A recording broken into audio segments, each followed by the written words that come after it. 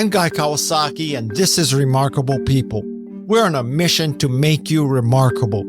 Helping me in this episode is Jonathan Conyers from the projects in New York City, where both his parents were crack addicts, to graduating from college and becoming a respiratory therapist. Jonathan's journey is a testament to perseverance and the impact of remarkable educators. He went from struggling to read to becoming a breakout star on his high school debate team. He had a life-changing friendship with a transgender debate coach named K.M. DiColandria, aka DiCo. Jonathan's story was even featured in the Humans of New York series. I'm Guy Kawasaki. This is Remarkable People. And now, here's the remarkable Jonathan Conyers.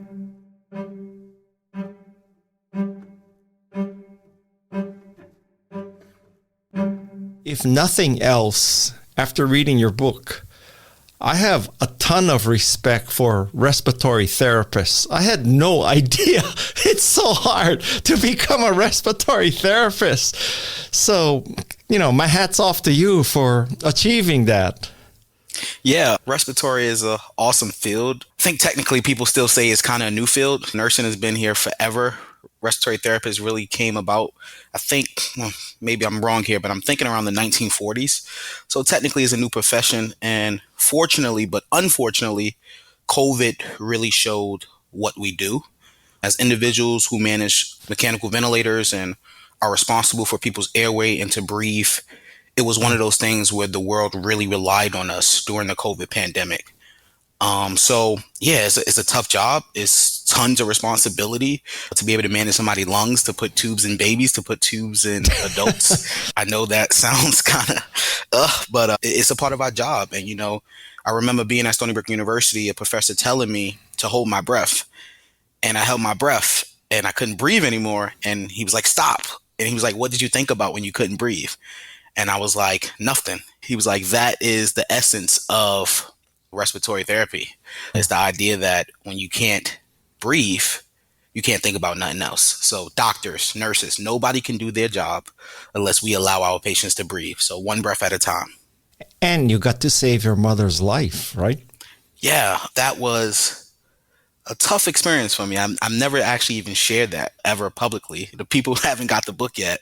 Yeah, to be able to use my expertise and knowledge to help give her CPR and revive her when she was going through that difficult situation was tough and mentally draining, but it was also a remarkable experience as I think about it, to even have the tools necessary to help her in that difficult situation. So yeah, it's kind of ironic because I wanted to get in medicine because of my mother's diagnosis of multiple sclerosis when I was 9. And I vowed to myself that I will work in medicine, that I will change lives, that I will help people. So I'm sad to say that I haven't found a cure for multiple sclerosis, which I said I would do at 9. I don't think that's ever going to happen throughout my life, but to be able to help my mother in other ways, like for instance, she has COPD and she has asthma, and to be able to understand the lungs in a very detailed way and to give her guidance and advice and to essentially have saved her life in that moment gives me joy of all the studying I did throughout college and in my current life. I majored in psychology. Maybe someday I can help somebody. The brain is very interesting, and it's tough. You can help a lot of people. So how are your parents these days? It was quite the journey reading your book. Yeah, my parents, they're both still alive. I know most viewers haven't read the book, but in the book, I talk a lot about my parents' journey with their addiction. I don't really have a concrete answer yet to say that they're clean or they're not clean. I think it's something they're still battling. It's something they're still trying to figure out.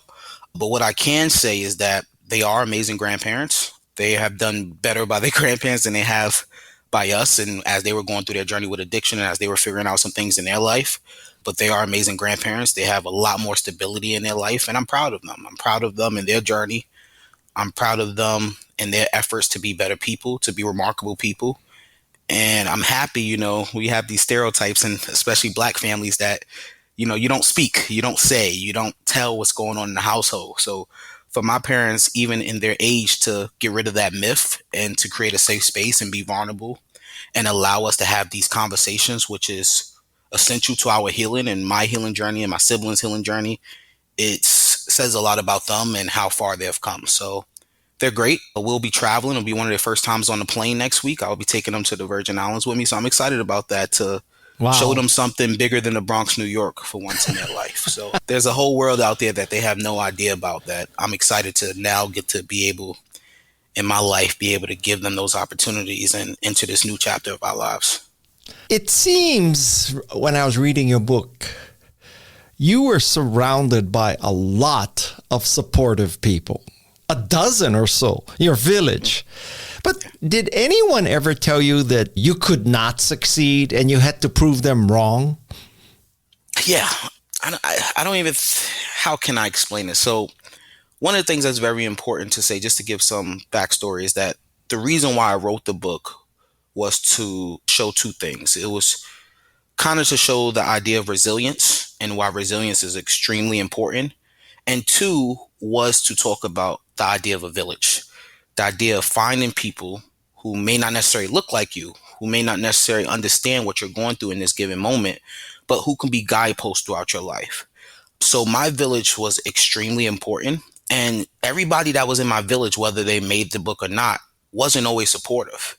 There were people in my village throughout Stony Brook who gave me the drive when they said, you can't work in medicine, where maybe you should major in English, maybe you should major in history, because you'll be insane to be a teenage dad with a baby on campus and think you're going to do medicine at such a top university.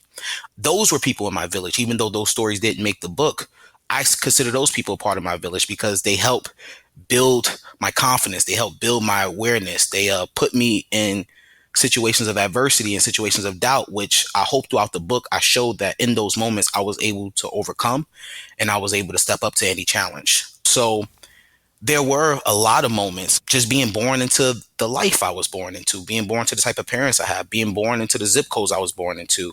My whole life was a walking idea of you're less than because of the color of my skin, because of the type of stereotypes that came with being a child of two drug addict parents. So yes, throughout my time in Virginia, there was a lot of people who put me to the wayside. The book talks about how I started off in special education where I couldn't read to third grade, and there was so many teachers who was willing to give up on me, who thought I should be a part of the system, who thought I should be another black kid who will be a statistic. So there was a lot of those moments.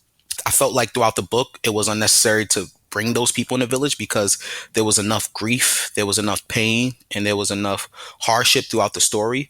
So I wanted to focus on the people who was trying to get me out of those places instead of giving light to the people who doubted me. I think the book is testimony enough that their thoughts and their doubts didn't matter. And would you say when they had these conversations with you, was it given in the spirit of, I want to be realistic and help you, or was it like mean-spirited, racist, actually trying to put you down? Most of them was in the spirit of mean, racist, and putting you down. And it was due to other people, like perceptions on life, perceptions of what a black kid who had made so many mistakes would do. You know, people trying to find the idea of where to put their energy to. You know, one of the things I talk about, like the idea of being a village member, and I'm talking more on the positive side, is that people think that if you're a part of somebody's village, that, you know, you have to sacrifice your career, you have to sacrifice your life. A lot of people are so afraid to say, hey, if I want to help you throughout my journey or throughout your journey, then I have to sacrifice too much, or I don't want to commit to these things. And I hopefully throughout my book, there was a village member who was homeless throughout my book. It was literally a couple of sentences where I talked about the homeless man who taught me how to tie a tie. Right. You know, I tie so many ties today. Like, I don't know who that guy is. I can't tell you anything about him, but that one lesson he taught me, one, gave me confidence going into my first day of high school, and two, has carried over throughout my life where I'm constantly speaking and wearing suits and talking to individuals, right? So Right. I felt like a lot of people who were negative throughout my journey, some of it did come across as something, I don't want to speak for them. You know, I really don't know where it came from, but some of it felt like it was coming across as like, I don't have time to help you throughout your journey. You know, you have a roller coaster of things going on. Sometimes you're high, sometimes you're low. And they felt like putting energy in towards me or giving me advice or constantly checking up on me would have been too much for them where Okay. it could have just been a positive conversation or just a life lesson or here's a meal that would have made them positive impacts in my village. So I think it's a tough question. Like, I'm not for sure where those negative thoughts was coming from. But overall, I would like to say that a lot of people who are being mean or who are being negative or who don't want to be a part of somebody's village, it comes from a side of insecurity on their part or a side of the fact that they think they have to commit too much to help somebody throughout their journey. If that homeless guy had loaned you a belt, you would have had a perfect first day at FDA. It would have been perfect, but I don't think he had a belt. I don't think he had a belt, but it would have been perfect. It would have been perfect if he would have gave me a belt. A consistent, huge theme in your book was about college, getting to college, and graduating from college, and how that would be a life-changing life trajectory improvement, et cetera, et cetera. But recently, lots of people, I might add, mostly white and rich, say that college isn't necessary or sufficient to succeed. And yet, for you, I think it was an absolutely vital goal. So, what's your take on the goal of going to college 2023? Yeah. It's extremely important. To go back to your comment about individuals of privilege who may not think going to college is necessary, I don't want to dismiss their feelings. That may be truly accurate for them. When you come from a situation of privilege, when you come from a situation where maybe dad can invest into your first business. Maybe you have had conversations your whole life since you was 5 at the dinner table of how to be an entrepreneur, of how to run a company, when you have been molded and got some of the best private school educations in the world and is already at a certain level within your life of knowledge and connections and networking, then maybe college is an unnecessary investment for them. But as a black kid who grew up extremely poor, who grew up to drug addicted parents, who grew up in some of the most dangerous areas in the South Bronx, who went to middle school where you had to worry about metal detectors and gang violence, and you go to a school where the reading level is 7% for the entire school. College is a necessity. College is more than just that piece of paper. It's about development. It's about finding yourself. It's about learning how to network. It's about knowing how to thrive in different communities and learn from other people and take in so many different information. So for me, it's in 2023 and 2030 and 2040, trying to predict the future here. But people of color and people who are going through stressful situations and who may not have that guidance or people in their life to set them up for success, you have to start somewhere. And that start is the foundation of your education. That start is the foundation of getting a college degree. And that start is getting the tools necessary so you could be in these rooms and show people how special you are and how your upbringing don't define your trajectory of your life. So I will forever be a huge advocate of college and getting your education. Amen. Amen. So now suppose you're a rich white kid at Andover, and it's the summer and you encounter the MS2 students, and like, maybe some of this is just pure ignorance, but what would your advice be to that rich white kid when they see a bunch of black kids at Andover, clearly different economic status, et cetera, et cetera? What do you tell that white kid? Use them. I would tell them use them. I think a lot of times in college, I thrived so much. At MS Square, I thrived. And I think a lot of times a kid of privilege, a kid who think they have it all figured out, a kid who think wealth defines their journey and their development as a person has misunderstood. I think one of the things that happened to me throughout my life was that I always assumed that I was less than. I always assumed that I didn't have what it takes to thrive at an Andover. I didn't have what it takes to thrive at a Stony Brook University. But when I got there, I learned something very, very, very interesting. That it was one thing that separated me from all of them, that made me thrive and do better than them, was resilience. And just to bring it back to the book is made to talk about resilience. It's made to talk about the idea that if you can get through adversity, and I don't care what color you is, I don't care your sexual orientation, I don't care what pronouns you go through, we all at some point, rich, poor, we all at some point have to be resilient. We're all going to face a challenge that money can't solve, that your connection can't solve, where you got to wake up and you have to do what you have to do and you have to overcome something that's very hard. And being poor and being born into the lifestyle that I was born into, it gave me that resilience. So every time adversity knocked on my door, every time there was a challenge, I was able to go through it. And I had a lot of friends that today I talk to that went to Andover. I had a lot of friends at Stony Brook who came from wealthy backgrounds. And there was a lot of times where we're in our science courses that anxiety will overcome them. They will be so stressed because they didn't know how to respond to certain type of adversities. So I would tell any kid of privilege at Andover who's in the summer session program and who's not a part of the MS Squared program, which we can give more detail about later, that learn from those kids.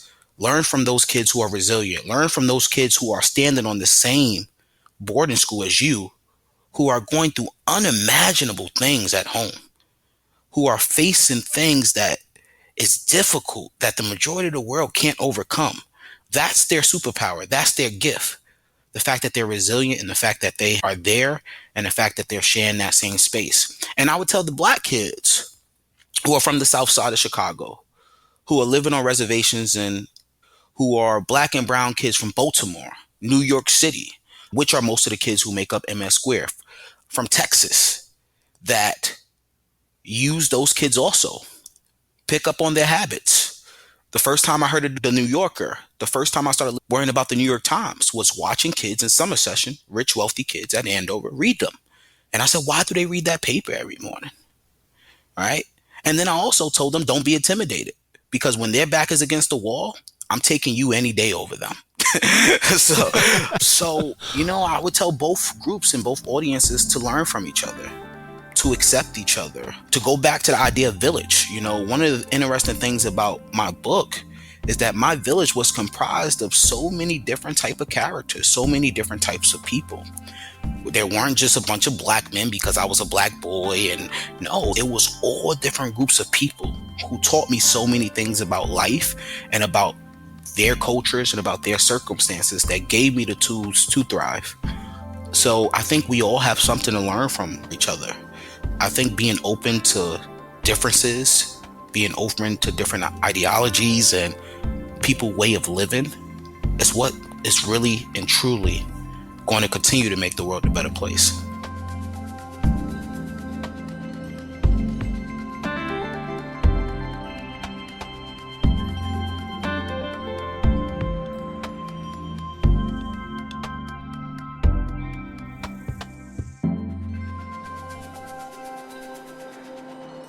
Arguably, you are the world's greatest expert on building a village if you don't inherit a village.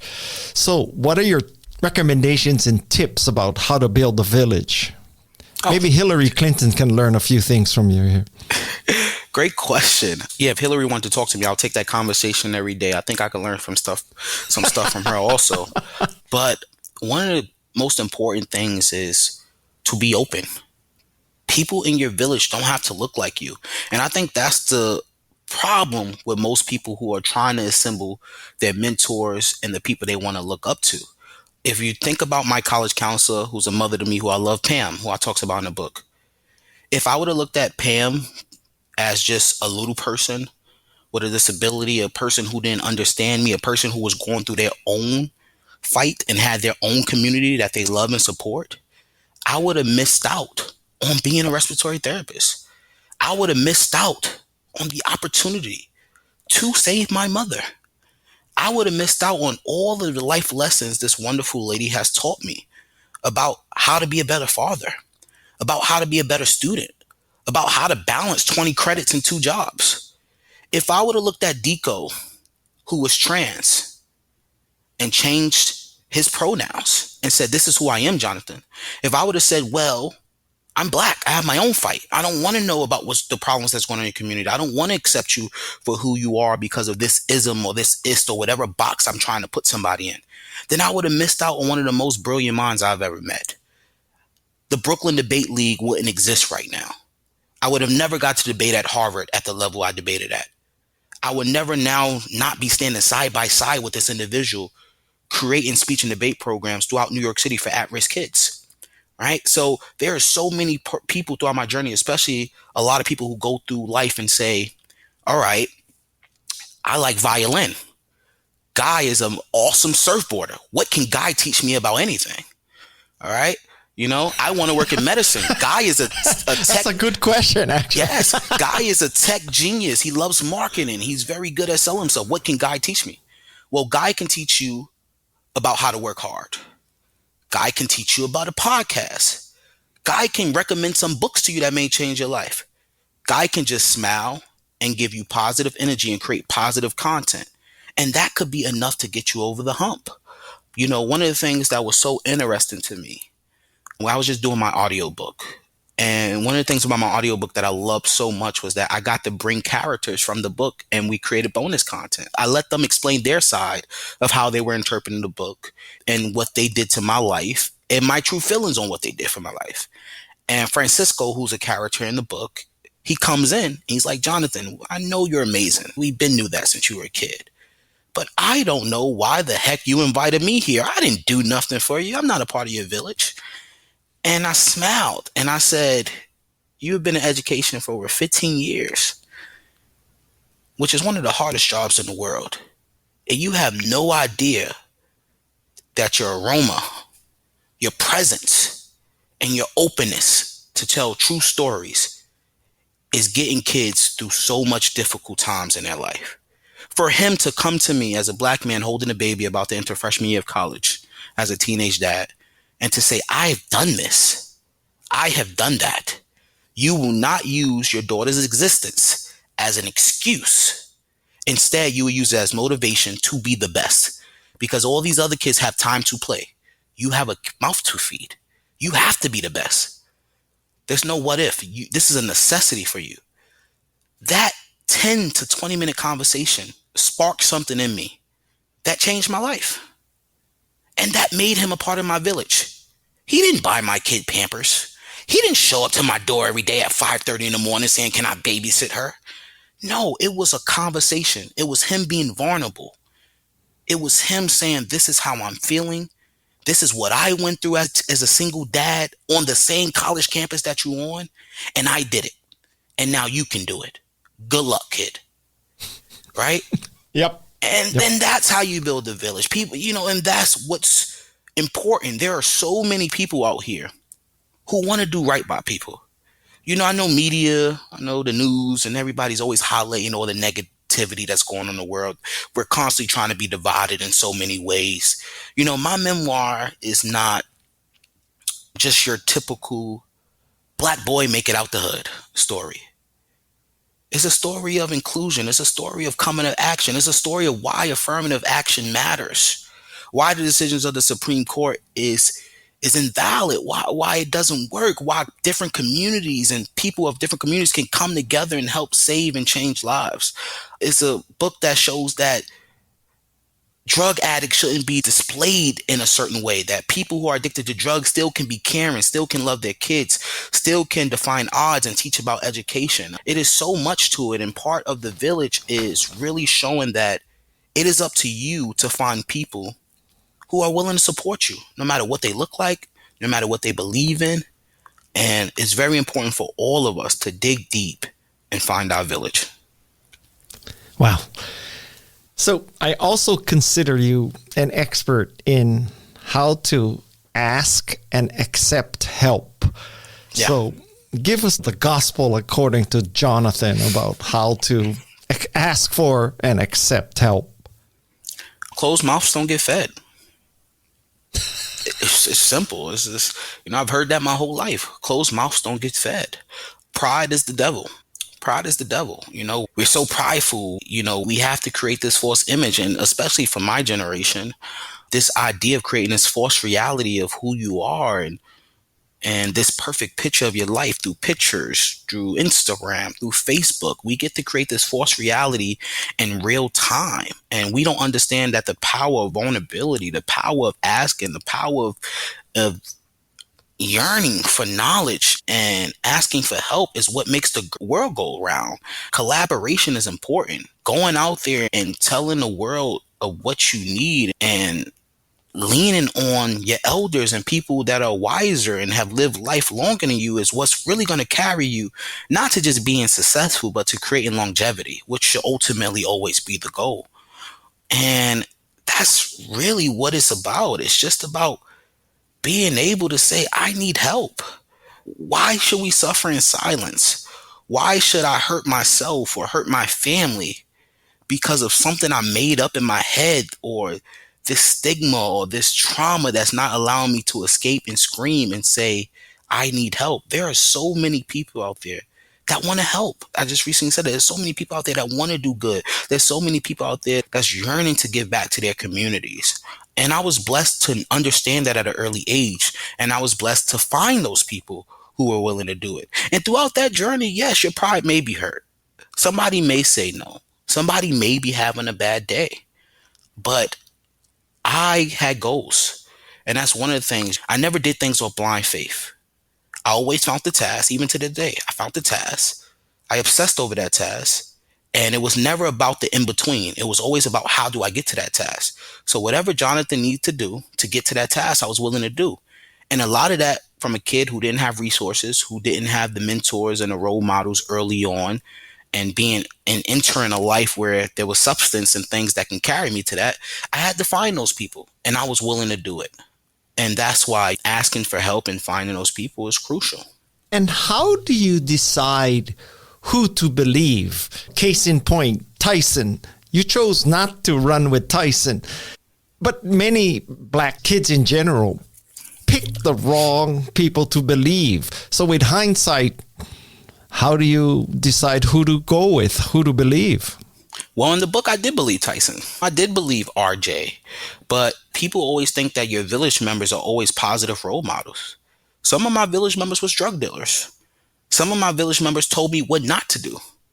Some of my village members gave me the blueprint of what my life would be like if I kept going down this pattern. And I made mistakes. I was a kid. A lot of me assembling my village was luck. I'll be irresponsible to say it wasn't luck. And a lot of me developing my village members was going through bad situations and taking some of the lessons they had and trying to use those lessons to show what I didn't want for my life. Some of my village members was there for a short period of time just for survival. I knew they weren't good people. I knew they weren't doing the right things. But I knew I had to rely on them to survive in that moment of my life. And I prayed very hard that in those moments of survival, I didn't jeopardize my life forever. And I came very close, Guy. I came very close to jeopardizing. And I'm here not just because of my village members. I'm here because of the grace of God. I'm here because of luck. And I'm tired of people in my community always having to be lucky, which is another reason why I wrote this book. I wrote this book, one, to show that I am not an exceptional person.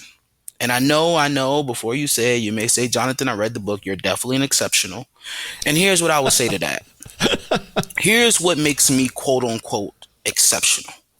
I was able to listen. I had people in my life that said, hey, you need an education. I showed up when adults that were smarter than me asked me to show up. What is exceptional about that? That is something that every person innately has in them. I wasn't born with a special DNA. I wasn't born 6'8" and can jump over a hoop. I wasn't born with God-given genetics. I was born with grit and resilience. I was put into spaces because of my zip codes, because of the people and things that were going on in my community, because my family was not in a position to give me the things I needed at that time and my necessities. So I had no choice but to be resilient. I can take you to any neighborhood in the Bronx and show you 1,000 resilient kids. This book was shown to give them the blueprint to say, hey, you don't have to struggle. You don't have to think Tyson's your only option. Maybe listening to RJ sooner would have helped me not be in that situation with the law, not be on those corners selling drugs. So that is the message of the book. Like, how do I show you kids through my trials and tribulations that you can have a better life by just listening, to just loving people and opening your heart to people who may not look like you, who doesn't understand our community. I know DiCo didn't understand what it was like for a kid to go through a metal detector every day in 6th grade, or to be a black boy in the South Bronx. I know Pam didn't understand what it was like for me to go through those things, but they understood things that I needed that will get me out of those situations. They understood what going to college was like. They understood what being successful in college was like. They have seen thousands of kids like me go through the system and come out. So I just had to rely on them. I just had to listen. And I don't want to make it seem like that's easy too, because there's so many kids who are hurting. There's so many black and brown kids who are hurting, who need to understand that it's the little things. It's not the big things. Mommy don't need a lawsuit. Nobody needs to win $1 million. Is looking for people in your community. Every community has them. I don't care what's the crime rate. Every community has some group of powerful and superheroes, which are our teachers, which are our counselors, which are our community advocates that love people and that want to help and that have a wealth of knowledge that they want to give. We just have to tap into our kids and show them the walking proof. There's not a lot of people from the South Bronx that end up being Jonathan Conyers, and I understand that. But now I want to go back and show them that I'm no different than you. I grew up in these same areas. The only difference was I was willing to do whatever to assemble my village, and I was open into listening and following directions. And I think that's important. I also think it's important from the adult side. This book is also for the adults. It's also for people like you, Guy, to read it and say, an act of kindness, bringing remarkable people on this platform and creating healthy dialogue. You're becoming a part of people's village without you knowing it. There's going to be people who watch this and say, hey, maybe I want to read Jonathan's book. Maybe I love his journey. Maybe his journey makes me want to be a better teacher, makes me want to be a better person, makes me want to give a homeless man a meal. I watched the episode with David Ambrose. He called me and he was like, Jonathan, I'm a part of your village now. And we've talked about these things. I've never met David in person, but now he's a part of my village. It's the conversation. And that happened through the book world. It's the conversations. It's just picking up the phone and an act of kindness where you become a part of somebody's village. And adults need to understand that even more than kids. Adults really should be reading this book. People that want to do good and to understand that just a smile on your face, just the "are you okay?" can get somebody from going off that ledge and being the best version they need to be that day. Wow, Jesus. So, Jonathan, let's suppose that there are kids listening to this and you had an extreme case. Both your parents were crack addicts. But what's your advice to kids when they're in that kind of setting? And how do they break out of the cycle? It's hard. Guy, it's hard. I don't want to sit here and be irresponsible and make it seem like I have the recipe for how to survive drug addict parents. I don't. But one of the things that really helped me was my ability to dream. My ability to dream in the dark. My ability to believe that there was something out there that I knew I couldn't touch, that I couldn't grasp, but just to know that there was better. My ability to be open. One of the most difficult things about this book was I wanted to forgive my parents. I wanted to learn more about them.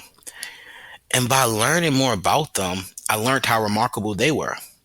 And I think a lot of kids who have parents that are on drugs fall into the trap of the stereotype, fall into the trap that their parents are beneath them, that their parents are less than, that their parents are not worthy of love and respect. And I was one of those kids before.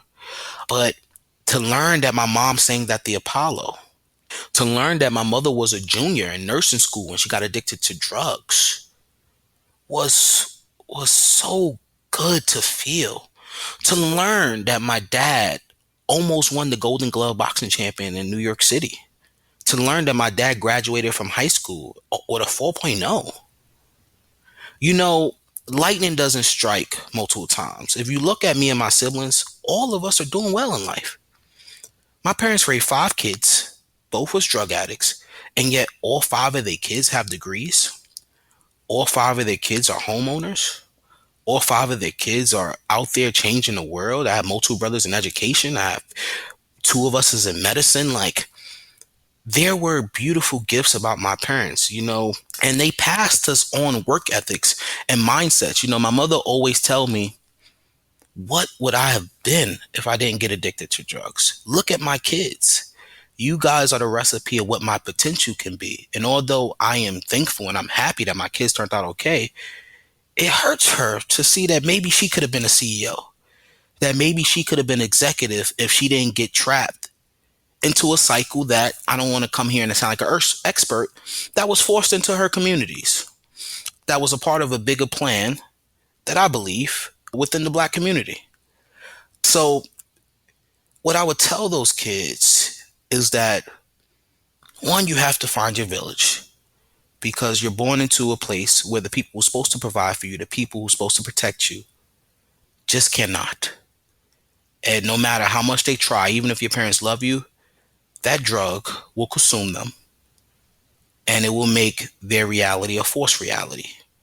And they won't be able to give you the things you need that every parent should be able to give their child. And I'm not talking about fancy vacation. I'm just talking about the basics: shelter, food, conversation, warmth, love. It don't take a lot to give those things, even at the lowest level. And my parents, they were struggling to give some of those things because of what they were going through. So I had to rely on other people, whether it was my siblings, whether it was village members. And I had to find ways to release that frustration and anger. And I didn't always do it right. You will see throughout the book. A lot of times I made mistakes, but I never gave up hope. I never stopped dreaming. And I believed, and I created deadlines. I created goals to force myself to believe that I can get out of what I was going through, even with deep down inside, I didn't see a way out. I felt trapped. So that's what I would tell all these kids is to, one, don't try to understand your parents or forgive them for them. Do it for you. You can't move on. You can't heal. You can't see clearly unless you decide to forgive them and understand them for you. Two, survivors will survive. How do you use education? How do you use teachers? How do you use positive role models? How do you use people that are destroying your community as village members to learn what I should be doing and what I should not be doing? And the book is a blueprint for all of that. And more importantly, it's not really on the kids. It's on the superheroes, which are the teachers, which are the people in the community, which is people who have platforms like yours, which is people who have platforms like me to pick up my book and read it and know what kids are really dealing with.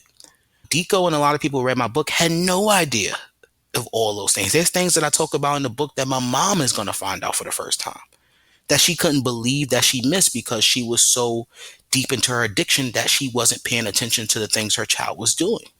And I never had to explain to them that I was going through a lot. They just showed up and was guideposts for me every time I needed them to. And that was more than enough to overcome what I was going through. So it's really not less about what the kids will do, because the kids are going to be kids. They're going to make mistakes. They're going to lash out. It won't be a perfect story. It will be a drop. It will be a climax. It will be all over the place. It's going to be a NASCAR race. And it's up to the adults. It's up to the village members to put it into these kids' heads that they're special. To understand that when they lash out or they don't have a pencil for class today, that may be because they didn't even eat dinner last night. How could they focus on a pencil? To pick up on the social cues. To be willing to give a little bit of yourself to make the world a better place. And I think that's what the true responsibility come from. Not what kids should do, what adults should do to protect these kids. And I'm very fortunate that I had plenty of adults who was willing to protect me and fight for me. Up next on Remarkable People. I think there's a stigma behind this, a stereotype, or we're giving someone something. People still have to earn their spot at these universities. They still have to qualify to even be considered for these universities. What it does is it stops the machine and these individuals from blocking us out, even though we deserve to be there.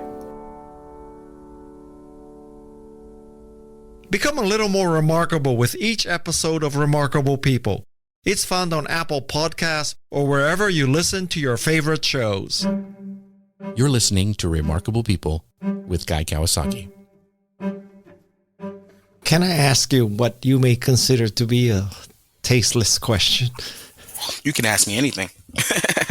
Yeah, you don't have to answer, but with hindsight, and you mentioned David Ambrose, what do you think would have happened if you went into foster care and the government broke up your family? So that's a great question. Me personally, I don't know. I wasn't in the foster care system. I was a foster care child briefly because my brother took me from my parents, which I talk about in the book.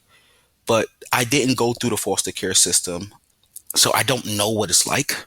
I've heard stories. I know that it needs tons of work. I know that our nation has a lot to do with foster care rights and making that situation better for kids in that situation. But I don't have no lived experience of it. So I don't know. I don't Okay. know what could have happened to me. I don't know what trauma could have came in my life from that experience. But what I will say, guessing based on the person I am, I probably would have found the best person in the foster care system where I was located.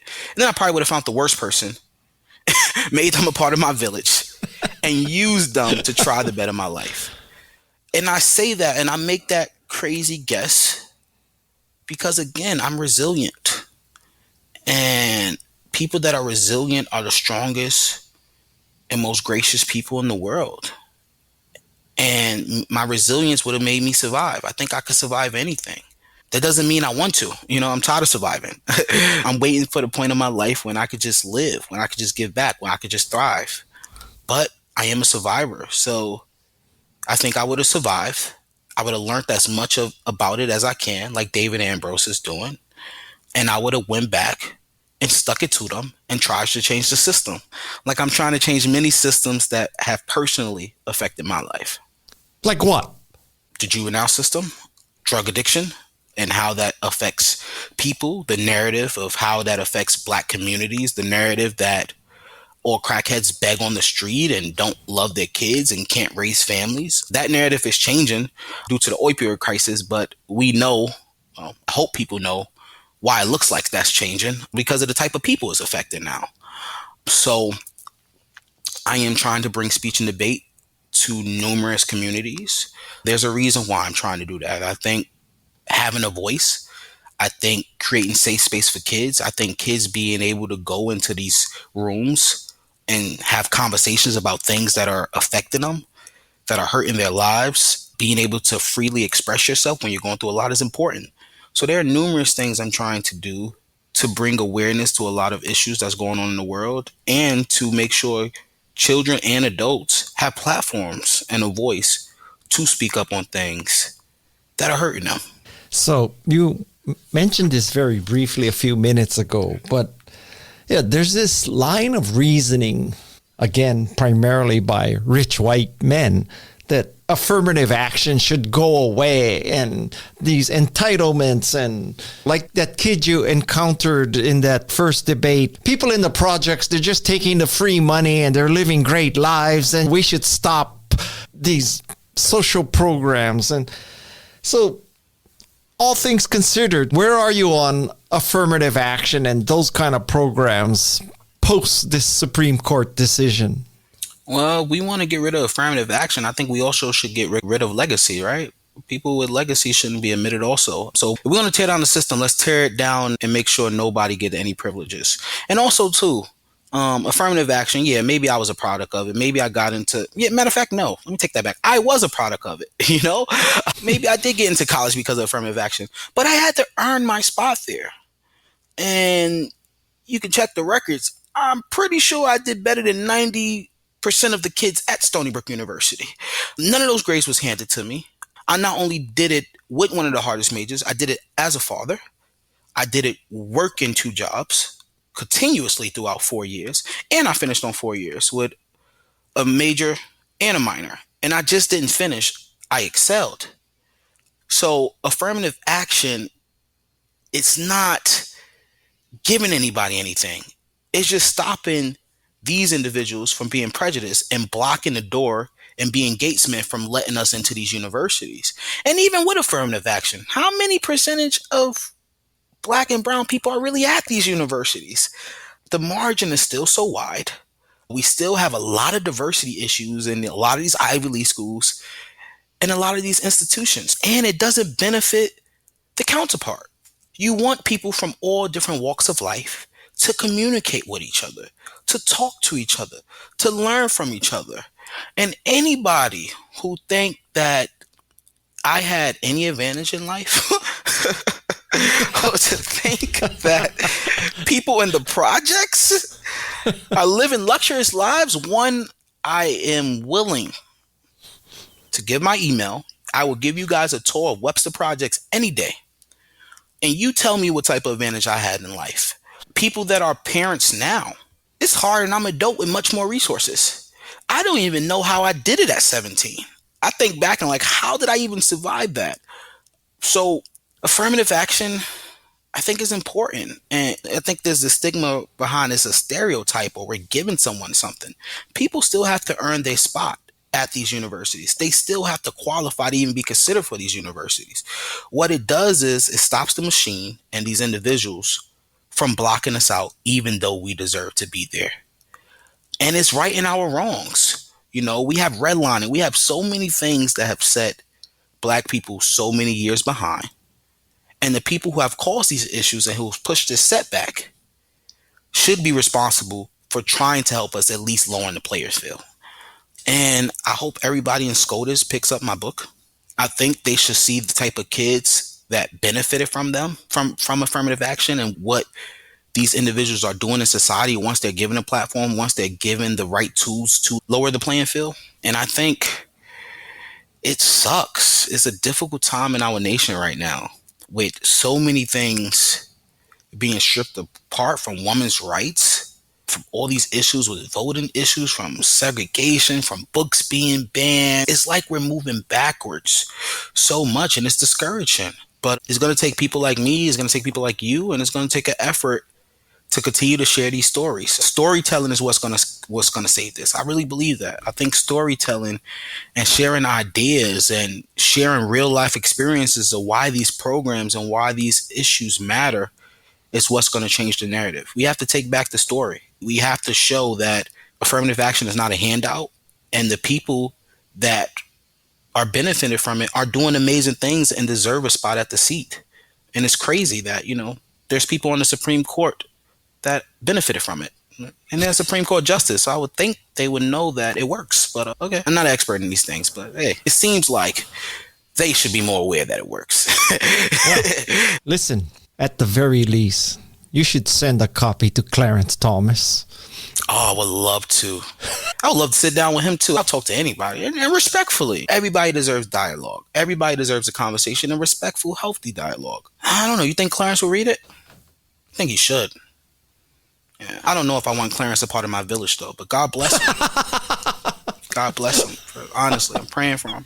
I promise you that when your episode is ready, we will send a link to Stacey Abrams. I had Stacey Abrams on a few weeks ago, and she is a remarkable person. Oh my God. She is the remarkable person. And I am very aware that you had the wonderful Miss Abrams on. I was actually sad a little bit because I was like, why didn't Guy interview her after me? I can't follow up Stacey Abrams. So I was a little sad. I was mad at you just a little bit. I was like, I don't know if I'm going to let Guy be a part of my village after doing that to me. Jonathan, I set the record straight. Stacey said, "You're having Jonathan on? Shit, I got to get on before him because there's no way I could keep up with him. So I'm doing her a favor by putting her on before you." But that is amazing. If there's any way I can send Stacey Abrams a copy of this book, which I wholeheartedly believe that she will read this book and know that what she is doing and her impact aligns with what my book is. So if we can get Stacey a link and I can get Stacey a book, that is more than enough. And I appreciate you for even thinking that. With total certainty, Madison and I can get her a copy of your book.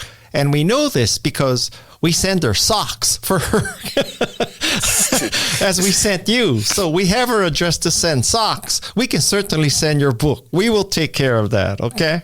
You're the best. Actually, we should have it autographed by you and then you send it or something, okay? She gives the green light. Please, I wouldn't hesitate. I'll walk to Georgia to give it to her. Just let me know. It may take me some time. I'll get it to her. We're coming to the end here. I want to embrace a very important subject, which is how do you show gratitude to your village? And in particular, this example where you wanted to get in touch with Mr. Marshall and he had died. How do you show gratitude? It's a great question. If you talk to most of the people in my village, they would tell you that I show too much gratitude. When Mr. Marshall passed away, when I was in ninth grade, it was one of the toughest things for me. And I vowed to myself that in my blessings, I would never make it about me. And I always will remind the people who have helped me, the people who stood side by side with me during some of my toughest times, will know how much I love and appreciate them. My story went viral for the first time, and a lot of people started to reach out to me. My Instagram blew up. I created a huge following after the Humans in New York story came out. And the Humans in New York story was supposed to be about me. And I switched it and I made it about DiCo. And the reason why I did that was because the Brooklyn Debate League was going through some tough times. I could have selfishly just told my story. And as after you read the whole book, you know that the Human of New York story is barely touching iceberg, right? There's so much more in depth that nobody know, and a lot of secrets that I told in the book. But I decided to take that moment that I knew would be viral, that I knew Brandon Statton, the amazing friend of mine, had this huge audience and platform. And I made it to highlight teachers and their impact. And because of that, DiCo's nonprofit, DiCo says it's our nonprofit. I'm the co-founder, but it's really his. But DiCo's nonprofit received $1.3 million off my story. That's how I show gratitude. Pam, I speak at Stony Brook University all the time. I was just their commencement speaker. I do mentorship. I talk to students. I provide internships for the students at Stony Brook University through the EOP program, which stands for the Educational Opportunity Program. That's how I show gratitude. Malcolm, who was a character in the book, I've supported his career tremendously and gave him opportunities for him to express his art and acting career. That's how I show gratitude. People in my village, the majority of them was in my audiobook, and I gave them a 5-star treatment. That's how I show gratitude. I'm constantly reminding them how much I love them, how much I respect them, and what they do. And I think I'm overbearing. I could see they like, Jonathan, stop. We know you love us. That's the way I show gratitude. In my blessings, I always try to share it with them. I always try to give them opportunity. I try to give them knowledge now of things that they gave me when I needed it. As far as the book world, as far as the podcast world, how do you do this? I have so many mentors and villagers who have their own ambitions that I never knew about because they were so busy trying to save me as a kid. So now as an adult, I can be their friends. I can learn about their story. I connect them to friends, and I support a lot of their businesses. I invest in a lot of their businesses. So that's how I show my village members love and support. And I also show them love and support. The number one way is by showing that their effort was not wasted. By waking up every day and being a good person. By showing them that the energy they put into me, the investment that they put into me was worthwhile. And now I'm doing that for hundreds of students. And that's the real essence of it. It's not the investment. It's not the money. It's not even the connections so they could chase their dream. It's the proof that all the work I put into you, Jonathan, was worthwhile because you are out there trying to change the world, and you are out there paying it back forward to so many kids at risk who need your stories and who need your guidance. And I think that's the real true testimony. So even though I never got to tell Mr. Marshall, I never got to tell Dr. Hodge I love them and I appreciate them, and all the yelling I did at them, it took a little while, but I understand now why they did the things they did. I hope they're looking down at me and saying, boy, all those fights with that young hard-headed kid was worth it. And I pray that I'm living a good life and a righteous life for them. Wow. That's a great way to end this podcast. But I have one or two more questions. Hey, Guy, you can ask me 4 more. Come on. We're having a good time. You don't got to end it. Don't worry. So how do you measure your personal success? How do you keep score now? I keep score by how many times people tell me thank you. I keep score by how many times people tell me, John, this helped me. John, thank you for showing up. John, thank you for picking up the phone. My success is in the little things, Yeah, in college at first, when I was like, I want to be a doctor. I want to work in medicine. It was all about money. It was all about living a lifestyle. It was all about sticking it to them. It was all about showing them that this kid who had nearly a 1% chance of graduating college based on all the trials and tribulations I've been through was going to prove them wrong and make a boatload of money and have a gigantic house and do all of that. Unfortunately, I haven't accomplished none of that, but it's okay. But it's by the thank yous. It's by doing right. It's by paying it forward. It's by being a great coach at the Brooklyn Debate League. It's by being a great clinician. It's by holding patience and holding parents' hand during some of their most difficult time. It's about showing up and not cheating myself, knowing that I'm doing right by everybody who comes across me, and know that I'm giving back and making a difference. That's the true definition of success for me, making the world a better place. And, I'm in the early stages of it. I'm still 28. I don't know what these conversations have for me yet. I don't know what all the things I pour into my community has for me yet. But I truly pray that years from now, I could look back and I could read one of my students' memoirs. I could have a student come back and give a speech for me at the nonprofit and say, Coach, that conversation, that meal you bought for me, showing up to the courtroom when I was in a bad situation, let me stay at your house for a couple of days when we got evicted. I hope all of those things that I do makes them a better person, makes them have the life they dream of, and make them pay it forward to the next generation.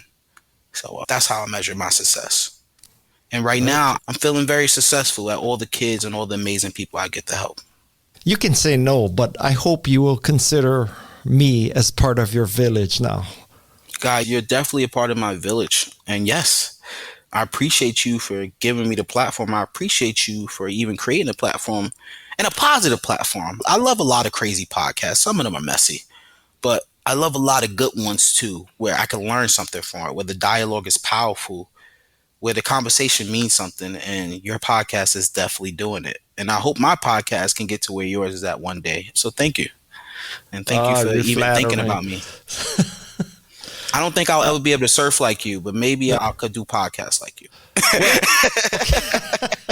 Okay. I have one last request. Do you know who Garrett McNamara is? No, I do not. He had a series called 100 Foot Wave. He surfs 100-foot waves in Nazaré in Portugal. He's maybe the greatest big wave surfer. And I asked him in his episode if he would someday tow me out at Nazaré and let me catch a wave at Nazaré.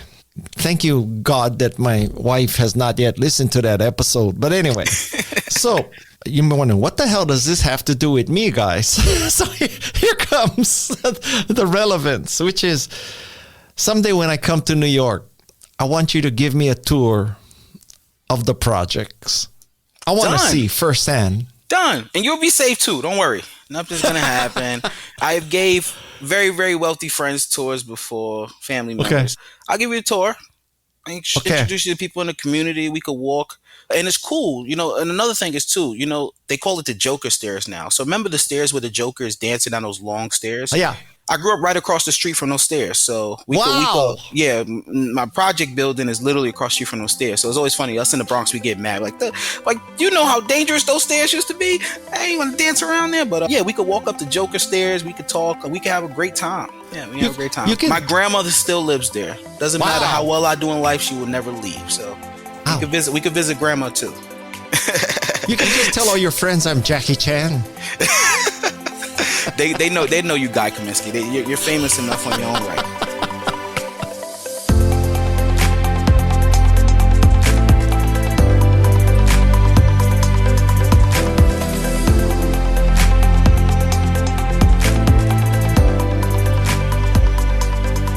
Now we are cutting to a recording of a phone conversation that I had with DiCo.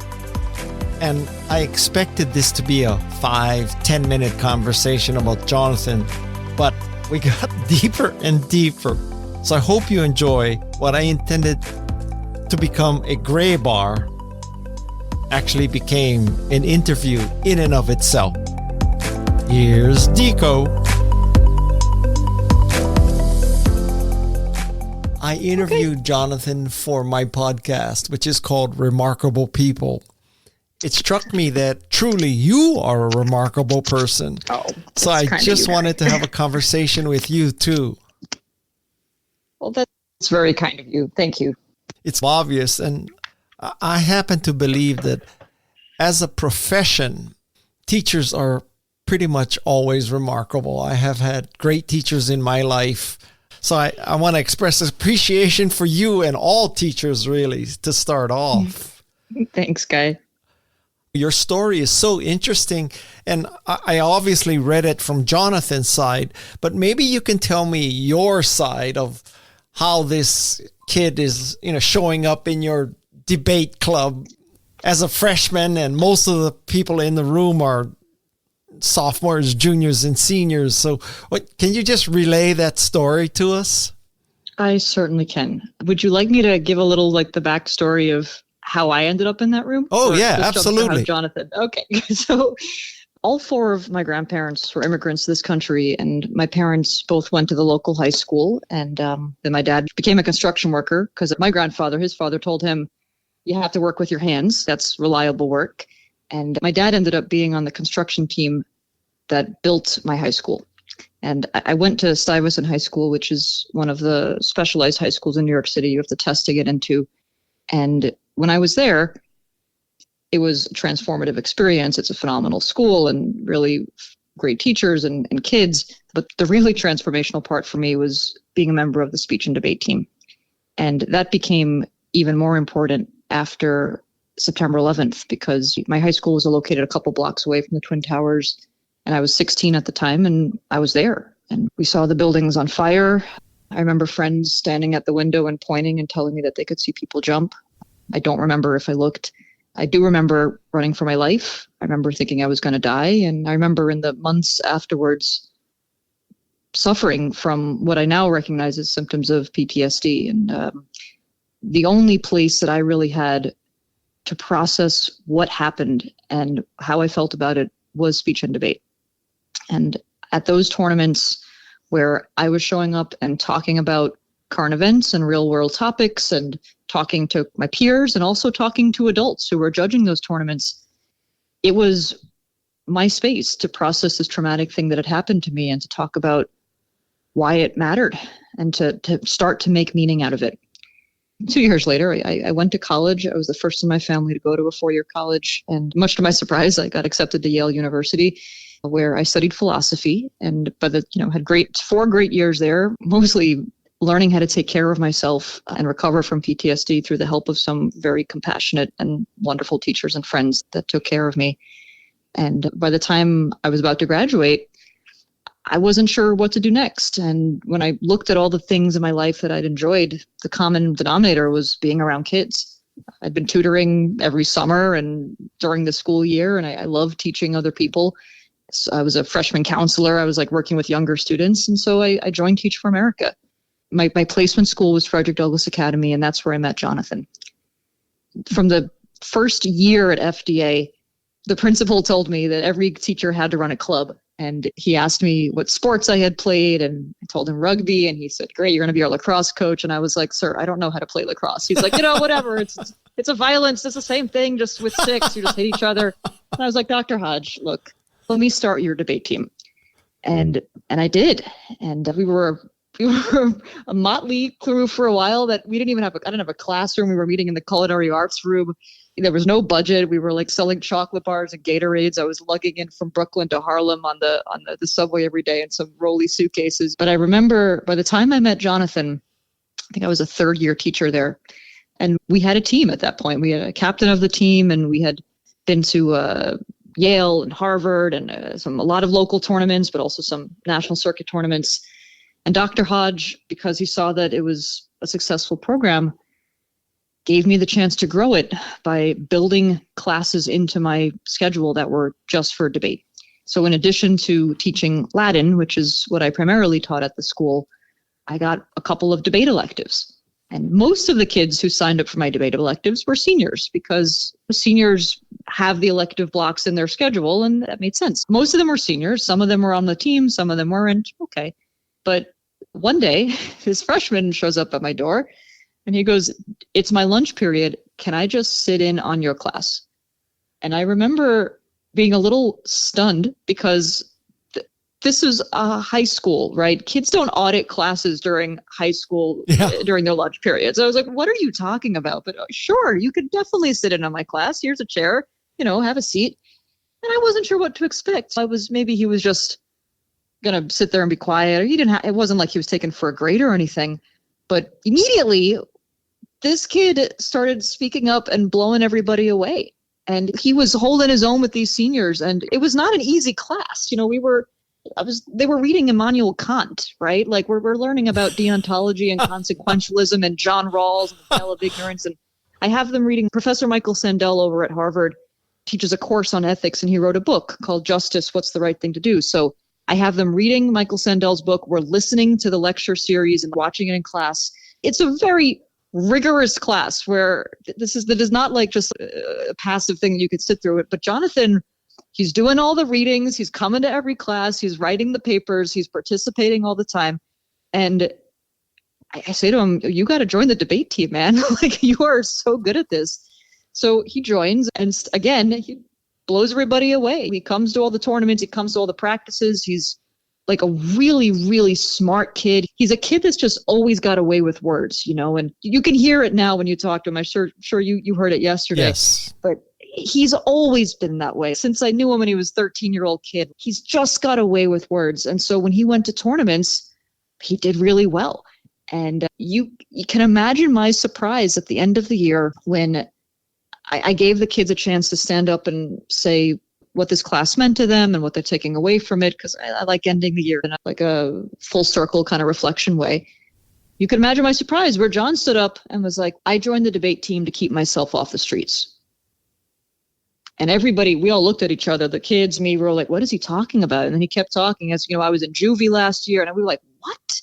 Like, we had no idea that this was a kid who had struggled in the way that he had struggled, because he was just the nicest, most respectful, smartest, hardest working kid in that room.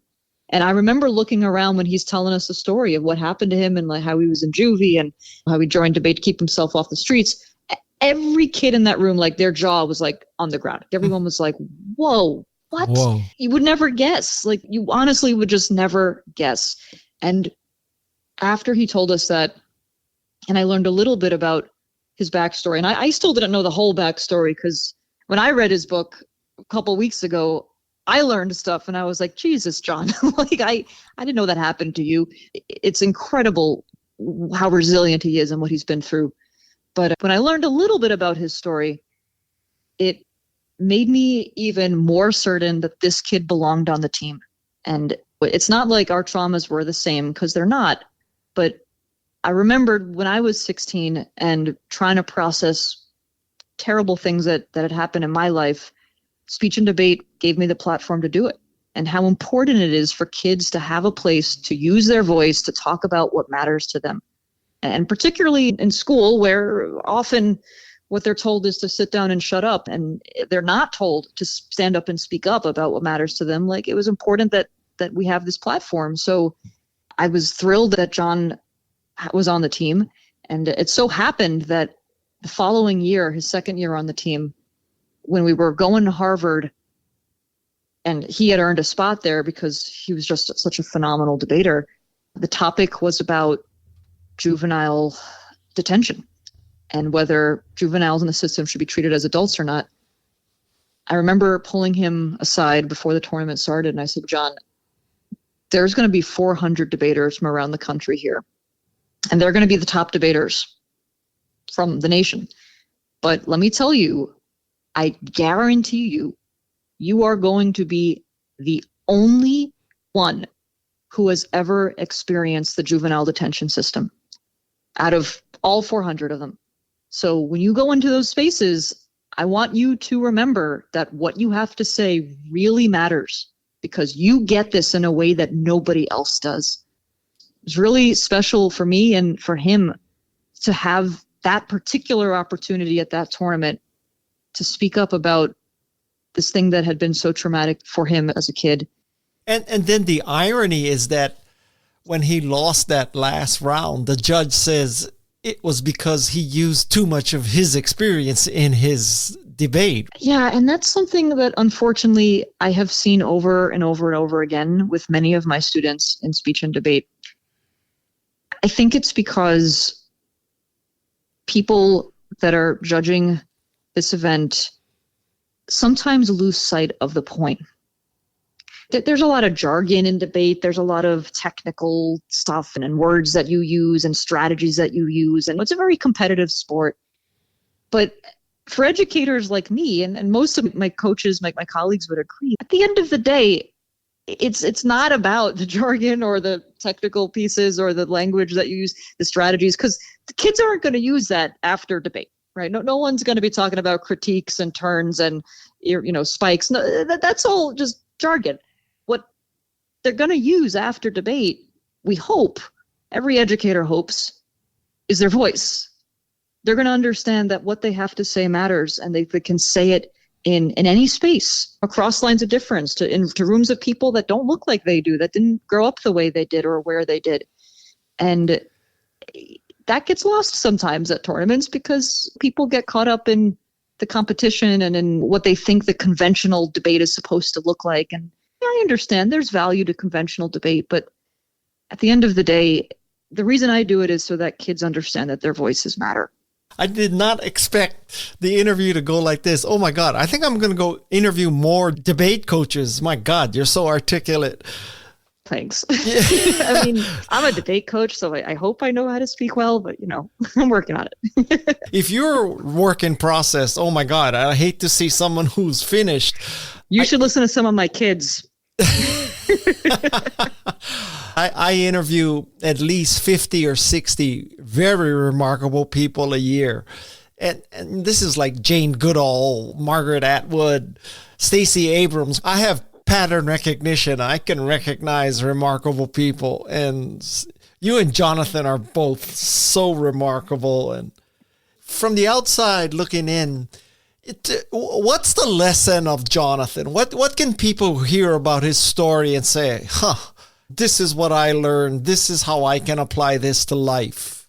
There's a lot to learn from Jonathan's story. I think people that have been through similar circumstances can take away that their circumstances don't define them. And even though all of society might be telling you that this is your destiny and this is your fate and this is where you belong and this is what's going to happen to you, it doesn't have to happen that way. It's really up to you and the choices that you make.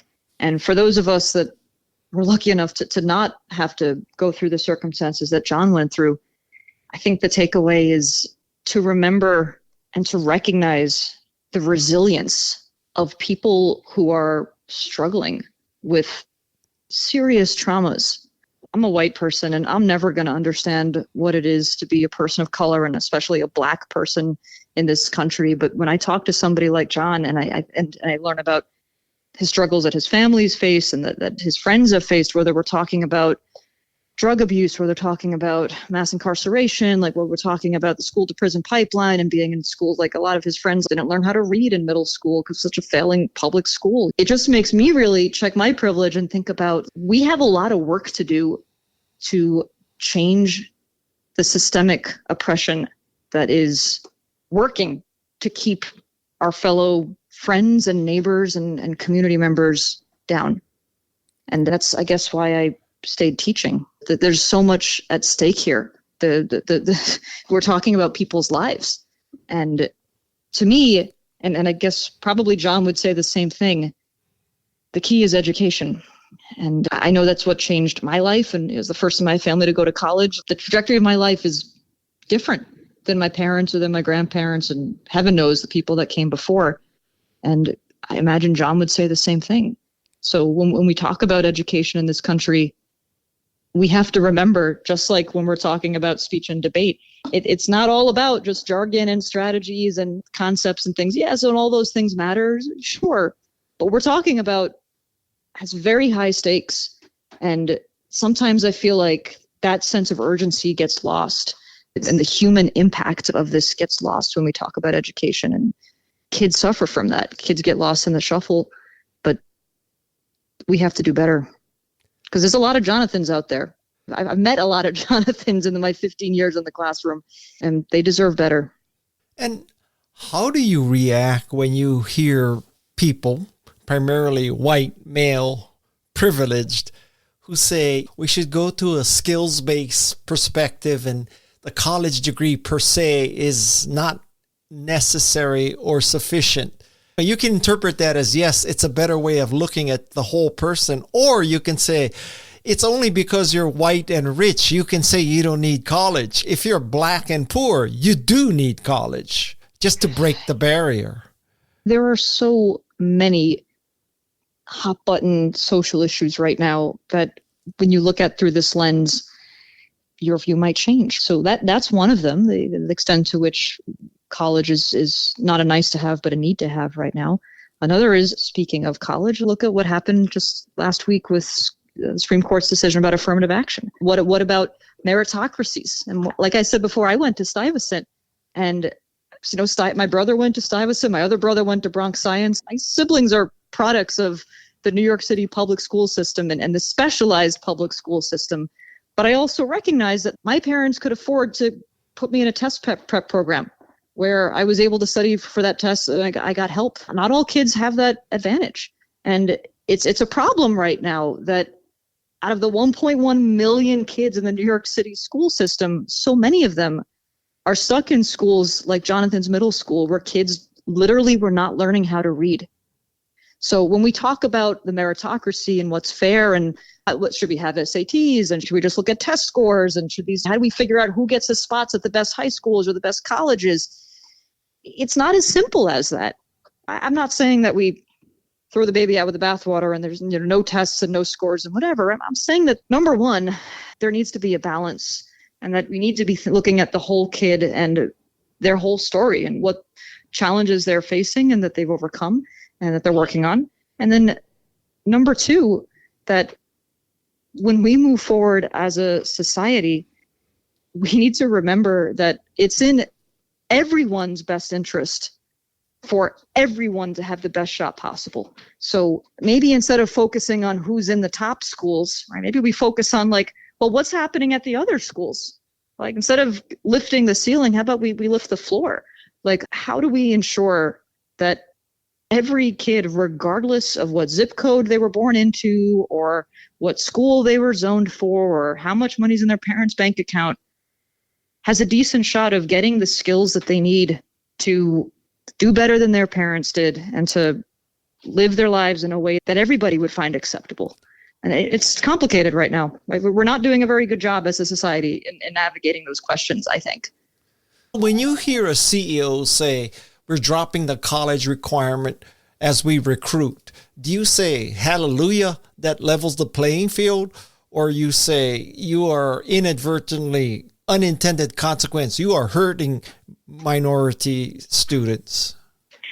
I can see it both ways, but I don't think college is the be-all, end-all necessarily, because I know lots of people without college degrees who are very successful and lots of people with college degrees who are not.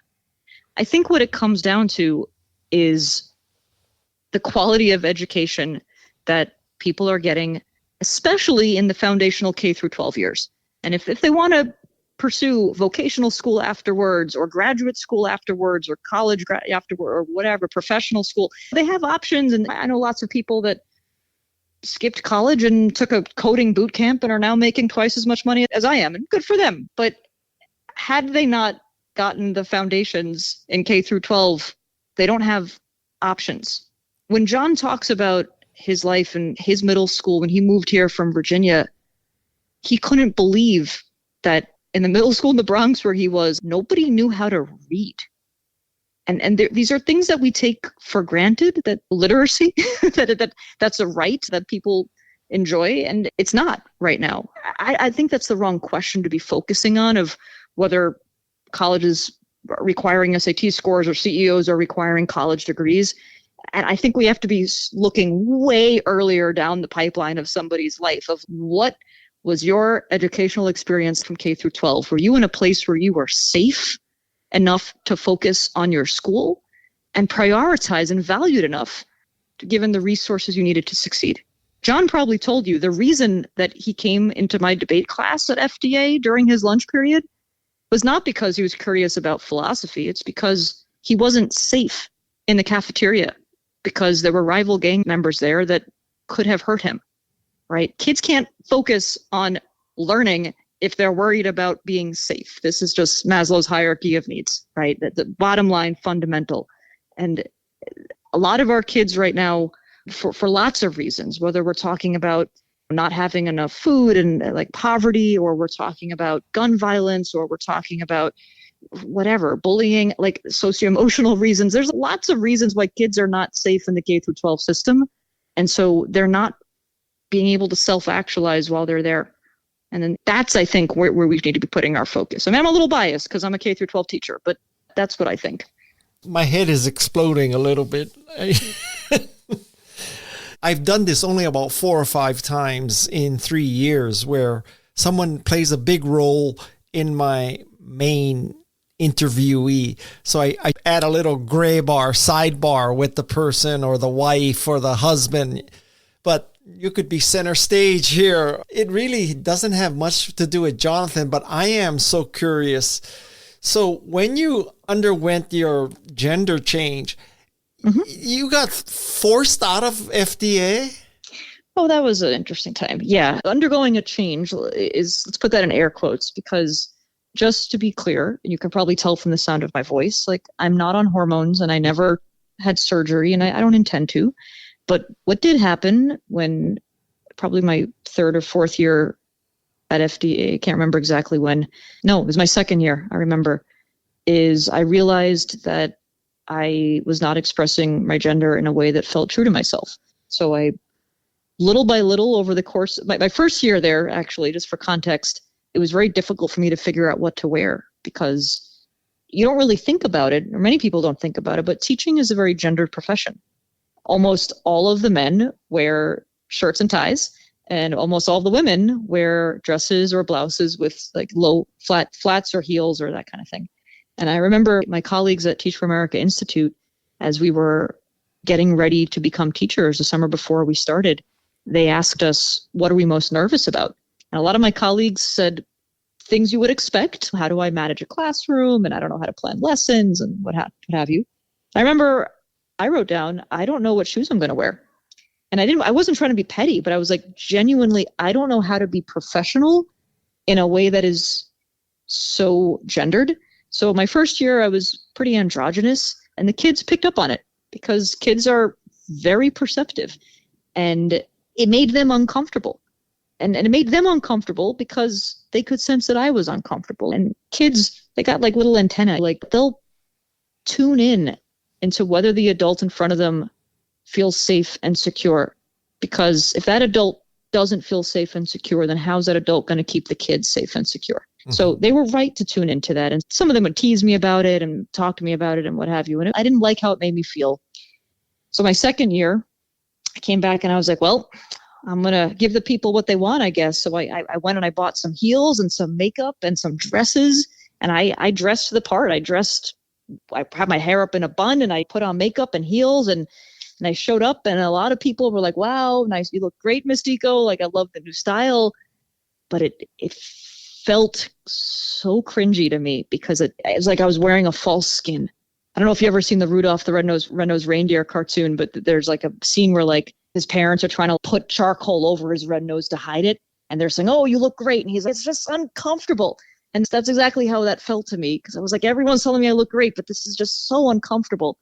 So over the course of that year, pretty much one article of clothing at a time, I made a 180 from wearing dresses and heels and makeup to wearing suits and ties and having short hair.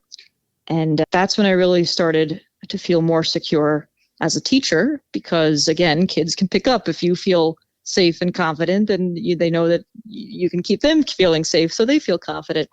And some people were totally fine with that. And my students, for instance, like they were great. And some people were not. I had some staff members make some comments directly to me. Some make comments about me. And when students came up to me, and now that I was expressing this way, that the students understood that I was queer, queer students came up to me and said, we want to start a gay-straight alliance because we need one here. And I recognize nobody calls it a GSA anymore, but this was 2008. So it was a while ago. We called them GSAs back then. I know they're more inclusive now, but okay. And I went to the principal and I asked if, can I set up this GSA? And he told me, if you set that GSA up in this school, you will be out by June. Those were his words. You'll out by June. And we set it up anyway. We just did it secretly and pretended it was a different club. And genuinely, like, I put up like fake flyers and had like fake pamphlets. I was like, if anybody walks in, we're just going to quickly pretend we're talking about this other thing. It was silly now that I think of it, but we did what we had to do to give kids a space to talk. And that worked for a while, but it still was just really hard. It was hard to be in a space where there were adults saying homophobic things. There were administrators saying homophobic things. There were some kids that I didn't know. My students were great, but kids that didn't know me would see me, and I guess I confused them. So some of them would say homophobic things. And eventually where I landed was I needed to leave. And it was really hard leaving my students and especially my debaters behind, but I had to go. When you say the person said you'd be gone by June, is that Mr. Lodge? Is it Dr. Hodge? Dr. Hodge? So Dr. Hodge said that? He did. And I have a tremendous amount of respect for Dr. Hodge, who ran that school like a tight ship. He dedicated his whole life to those students. The way I read the conversation was, I don't think he meant, I personally don't like gay people and I will fire you. I think what he meant was, the school is not ready for that. If you try to make that happen, it's not going to go well for you. That's how I read that conversation.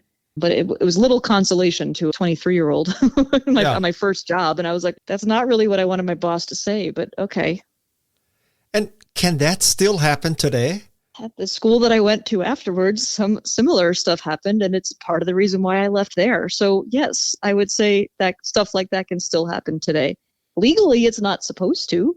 But I've had a number of colleagues who in just the last couple of years experienced some tremendously homophobic and transphobic things at the hands of their peers or sometimes even their supervisors and administrators. And that's here in New York City. So it should not be happening. It is not legal that it is happening. But yes, it absolutely can and does still happen today. And that's to the adults who have the power in the building. If that's happening to adults, imagine what's happening to kids. Because at FDA, as hard as it was for me, it was way harder for the queer students. Some of them were pulled into the assistant principal's office and they called the parents and outed them to their parents in front of them on the phone. Some of them were yelled at for holding hands, boys holding hands with boys or girls with girls, yelled at in front of the class in the hallway. What are you doing? That's disgusting. Like, it's terrible what happens to queer kids. So I don't want you to feel so bad for me. At least I was as a grown-up. Like, it wasn't great, but I was okay. But bullying towards queer kids absolutely still happens today. You're talking about New York, right? Imagine Florida or Texas. Yeah, exactly. Yeah. Wow. It's a lot better than it was. And when I'm sure, it's a lot better from when I remember. And even when I can't remember, I'm sure it was even a lot worse before my time, but it's still unacceptable, the level of homophobia and transphobia that kids and adults are experiencing in our schools. Okay. I've taken up 34 minutes and 5 seconds of your time. I thought I was going to take up 10 minutes of your time, but sorry, Guy. No, I'm not. This has been remarkable conversation. It's blown me away, taken me totally by surprise. Listen, who am I to thank you or anything? I don't know you. You don't know me. I'm not in New York. It's not like you're impacting my life or I can impact your life, but you are making the universe a better place, DiCo. There's no Guy. question. I will end with the way you started, which is, it's not just me. And this is what teachers sign up for. And I'm blessed and honored to get to be able to do this work. And it doesn't feel like work. When you love your job, it doesn't feel like work. My uncle told me once, and I think that's great advice. And I feel very blessed to be able to do this. So thank you. But also, it's my pleasure. So there you have it. The remarkable story of Jonathan and DiCo. It should remind us of the profound impact that teachers, mentors, and coaches can have on people's lives and make a difference. Don't forget that Jonathan has a new book out. It's called I Wasn't Supposed to Be Here. Maybe he wasn't supposed to be here, but with his grit, determination, and people like DiCo, he certainly made it. I'm Guy Kawasaki. This is Remarkable People. My thanks to the Remarkable People team. They are Jeff C., Shannon Hernandez, Alexis Nishimura, Louise Magana, Fallon Yates, and now the Neismer sisters. Madison, the drop-in queen of Bali and Santa Cruz, and Tessa, a new draft choice, coming to us from the fine state of Nebraska. Until next time, mahalo and aloha. This is Remarkable People.